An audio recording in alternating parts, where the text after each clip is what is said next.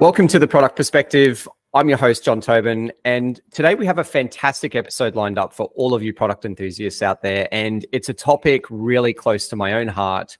Joining us is Daniel Ray, a valuable member of the user-backed customer success team with a passion for championing customer feedback. Daniel has been collaborating closely with product managers, developers, and web designers, unlocking the true potential of their creations.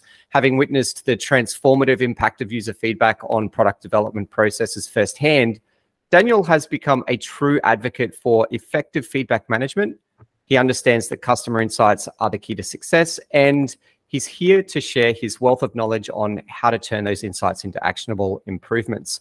Join us as we dive into Daniel's expertise and gain valuable insights into the art of transforming user insights into product success. So sit back, relax, and let's get started. Welcome, Dan. Thank you so much, John. I really appreciate the intro. What an intro it was. Really going to do my best to try and meet the expectations that you've just set, but I think ultimately I'm really looking to impart some wisdom and knowledge around my experiences more than anything, and what I've had success with, and a lot of the problems that I've come across, and potentially what I've done about them as well. So yeah, thanks for having me. You're very welcome. I've been working with you for a while now, and I know you have a wealth of knowledge in there, so happy to unpack all of that. Today, we're going to be deep diving into the significance of customer feedback in product development. So how does actively collecting and acting upon customer feedback contribute to long-term customer success and product enhancement?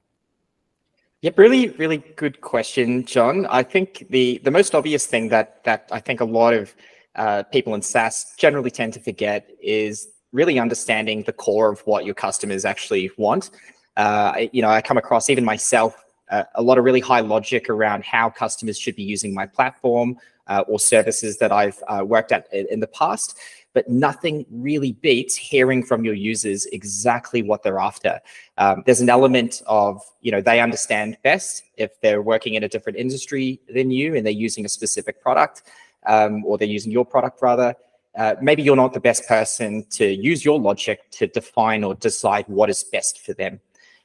So there's, as I said, there's an element of them wanting stuff, and there's an element of them needing stuff to get their job done. And I think the needing is one thing, but the wanting, the sentiment side of wanting is really important. It shows that you're actually listening as well. I find when I jump onto some of these calls, if I am actually gauging feedback in a success call, listening to them is really important for them to trust me, I suppose, to let them know that I'm going to advocate for them. I'm going to fight for them.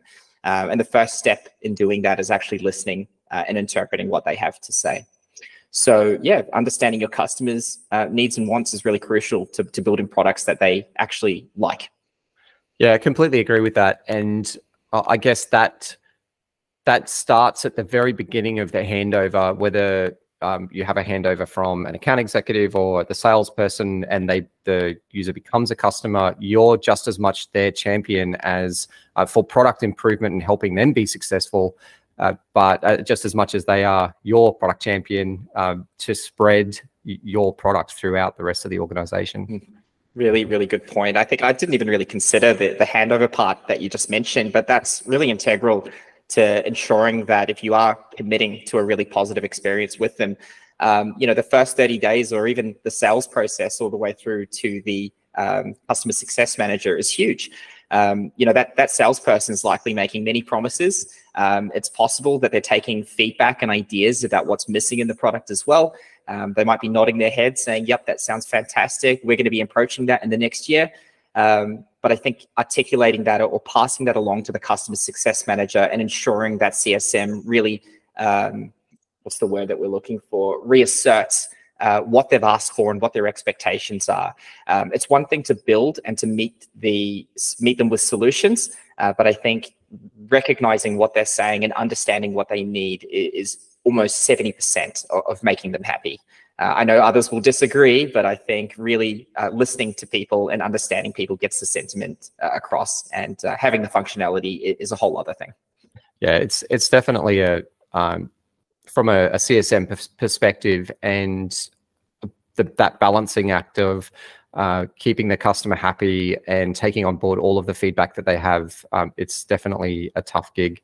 Our audience here generally consists of product managers and developers, so they may wonder about the most effective methods for collecting customer feedback. Can you share some innovative approaches or tools that have proven successful in gathering valuable insights from customers? Yeah, really, really good question. Another one. There's so many ways to collect feedback. I mean, the first way that I'm thinking of is just asking someone a simple question over a call, or through a success meeting, or an onboarding session. But in terms of innovative approaches, tools like what's one that comes to mind? Full Story is one. Being able to watch a session recording or a session replay of what your users just did. Hotjar is another one that comes to mind, with heat maps, interpreting what users are doing within the application to then glean feedback and using that to then action. In terms of customer surveys, specifically asking people questions, very much like UserBack or something along the lines of Typeform, I think are really important as well. I think the most innovative approaches that I have seen is not so much the technology that's been utilized or necessarily the creativity. It's really meeting your users at the right time and at the right place. For example, straight after this recording, John, I know that Google Meet is going to ask us to rate how the call went. And nothing's more important, or nothing beats asking for feedback at the time that the person will have that feedback. So I think innovation comes not just in the methods of collection, but when and where. Fan of, I guess, the session replay technology out there. I think they definitely have their place when it comes to reviewing user behavior. Sometimes, I guess, what they lack is the sentiment or the voice of the customer, which is the direct input from the user and their actual feedback. Absolutely. That context is key. I mean, if we're sitting back watching someone's actions, we're only really guessing exactly what they were feeling. It's the same when you ask someone or you provide a field, or rather, if you're attributing how someone came to your product. So this is more a marketing thing. Someone might have clicked on a Google ad when they've approached you. So you've assumed that they've found you through a Google ad, but you don't really know exactly how they've found. They might have Googled you and then have entered your website through that way. They might have found out through word of mouth. Nothing beats asking that particular user the exact question to get the exact answer that you need. So I think providing that context is really important alongside session replays and heat maps. Last example you gave around Google Meet, asking how the recording went and giving it a rating, the context there and triggering that small feedback survey at the end of doing something. I think that's doing more of that is where businesses can really innovate and collect snippets of feedback along the journey of the user. So it might actually be after the user has completed a workflow in your product and then popping up, hey, how was that process for you? Was it good? Was it bad? And then if it was good, ask something positive. If it wasn't good, ask for feedback on the experience of that. Absolutely. Look, I couldn't agree more. I think that's sort of the summary that we're angling towards right now, is that in terms of tools and approaches, really doing your own research and understanding the moments of delight or the moments of challenge within your own product and your own service, and working the feedback flow into it, understanding that there's different types of feedback. I mean, first of all, we can just ask a question. We've got our NPS, our CSAT, our CES. There's different ranges of feedback that we can request, and there's different ways to go about it. So honestly, my biggest takeaway from collecting feedback and making it innovative is really just to make it easy, ask basic questions, and more importantly, act on the feedback that you receive. That's going to encourage them to give more feedback if it shows that the effort that they're putting in, you're meeting them with outcomes, whatever that is, even if it's just acknowledgement. Yeah, that's a really great point. You mentioned earlier in this podcast around understanding the customer needs, and great products are definitely shaped by organizations ability to address those needs. So this question is around prioritizing customer feedback and distinguishing between the different levels of importance, because all customer feedback is important, right? So from a customer success perspective, how can you champion the customer's voice to product teams so they can determine which feedback to implement first for maximum impact to the user base? Yeah, I like this one. So I think a lot of people listening to this question, John, might immediately jump into frameworks like RICE or some other type of weighted prioritization method.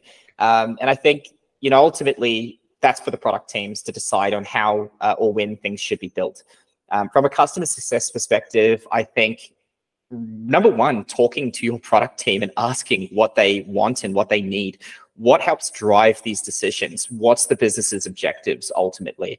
So, there are ways that we can question our customers, but you need to know what you're asking and what you're collecting. So for me personally, the first thing I do is make nice with our developers and our product team and build a really symbiotic relationship, maybe selfishly buy them a couple of coffees, just from my perspective. So look, I honestly think when you knuckle down what your product teams need, how things get built, and what the objectives are of the business, you can go back to your customers and you can have confident conversations with them and set expectations before things get passed to the product teams. So again, you can use frameworks, but I think the most important thing is developing your own understanding and your own method based on your own teams and your own projects and goals.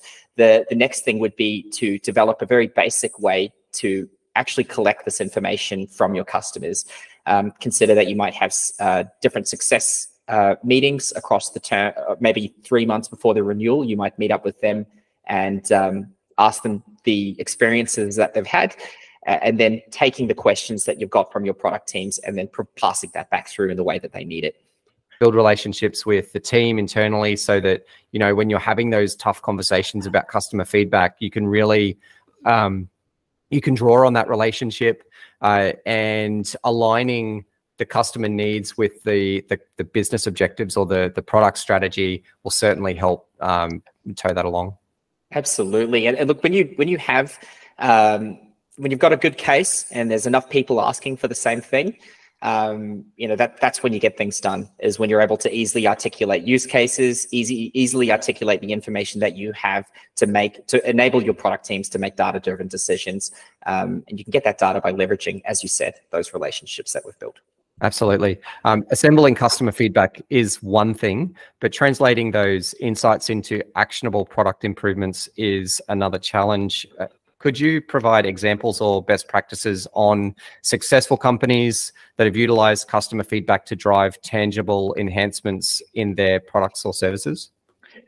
I love this type of stuff. Like this is the stuff, in addition to, managing customers isn't something that most people love, but I do love communicating with people, and I love using technology to try and make things better. And I think that the question really brings to mind some tools that I actually use every day. Things like Netflix, how do they know to serve me up? Not the Barbie movie, but I can't think of anything like that. I mean, I see a girly flick pop up and I'm thinking, I don't really watch those. So I wonder how it's drawn that conclusion. And lo and behold, my wife's in the next room watching some chick flicks. So there's the customer feedback at play. There's the algorithm being manipulated by not necessarily feedback, but they're analyzing our consumption patterns and also using customer sentiment at the same time. I mean, they're asking us thumbs up or thumbs down. So, the consumption isn't necessarily just an indicator of what people want. Tying that in with customer sentiment and feedback is really important. So I really like the recommendation engines that Netflix and Spotify provide and correlating consumption versus sentiment. The other one that I think is kind of cool, this is one that I've only really learned about in the last couple of years, is Uber. And those who use Uber, I don't know if there's anyone on this podcast that hasn't used Uber. You're missing out, just even for the experience, the mints and the water. But the matching system, so pairing drivers and passengers, I actually didn't realize it's not just based on ratings, but the questions it's asking you, did they play music? Did they have good conversation? Were they really quiet? So in addition to rating you in general, they're also correlating people that might gel well together based on feedback that they've provided in the past. So pairing compatible individuals based on feedback. But the feedback they're requesting is in the form of carefully worded buttons to click. So it is sort of that sort of same thing that Netflix and Spotify are doing, but they're just making it a little bit easier to provide, allow you to provide more specific information with really basic buttons to click. So hopefully I've articulated that right, but I really, really appreciate the way that they've using data and sentiment to connect people. You have definitely articulated it very well. On the Netflix example, it's the reason why my wife and I have separate profiles on Netflix. So I miss out on all the romantic comedies and the home improvement shows, and she misses out on all the deep dramas and the K-drama. I think it's mostly murder mysteries in this house. I don't know what it is, but yeah, no, I completely agree. Customer expectations are they're ever evolving, and feedback driven improvements, they must keep up with the changes. So how can companies build a feedback loop that ensures continuous learning and adaptation based on customer input? What are some key strategies to foster a culture of customer centricity within organization? Massive question. CSMs battle the customer centricity within organizations all the time. So keen to hear your thoughts on this. My anxiety has just peaked for the first time in this podcast recording, John. So look, I'll do my best to share how I feel without letting the emotion get in the way. But I think the most important thing is setting the tone within the organization, making customer centricity a core value. But what does that mean? I think talking amongst the CS team, or even the CS and the support team, about how important feedback is, that's not what I'm talking about. I'm talking about the CEO standing over everybody. Obviously not quite like that, but really asserting the importance of taking on this feedback. I mean, the first question you asked is, what's the most important part about collecting feedback from customers is understanding what they want.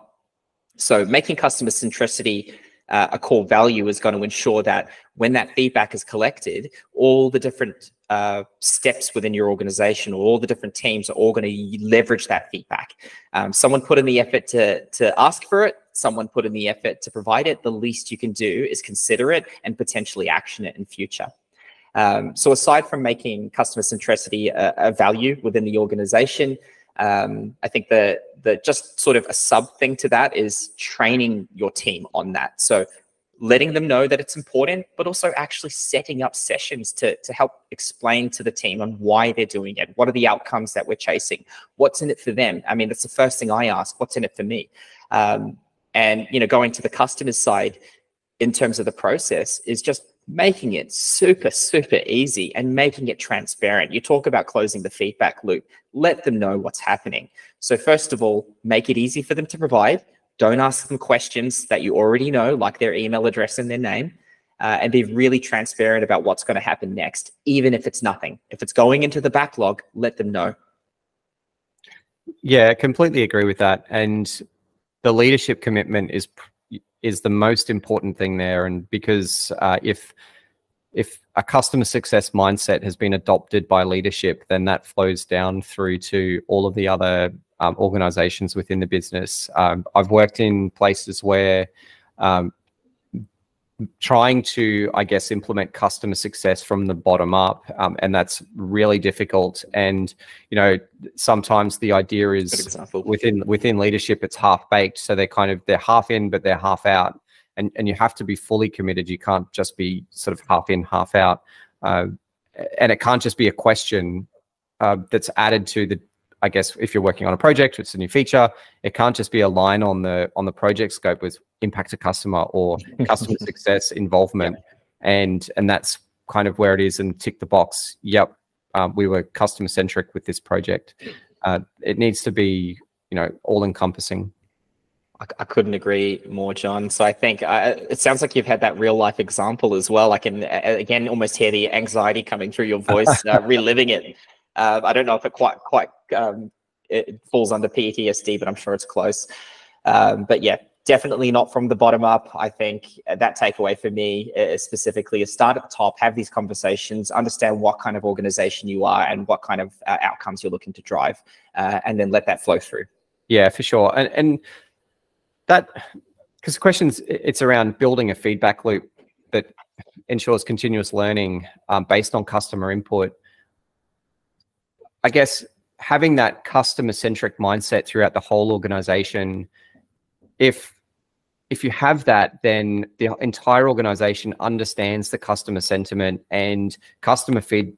I guess organizations shouldn't shy away from customer feedback, and whether that's super positive about changes you're making or changes that are coming up in the future, or even some where there's the sentiment isn't so great, and maybe you haven't delivered on something that the customer thought that was going to happen, and maybe they're a large customer and you've gone in a certain direction.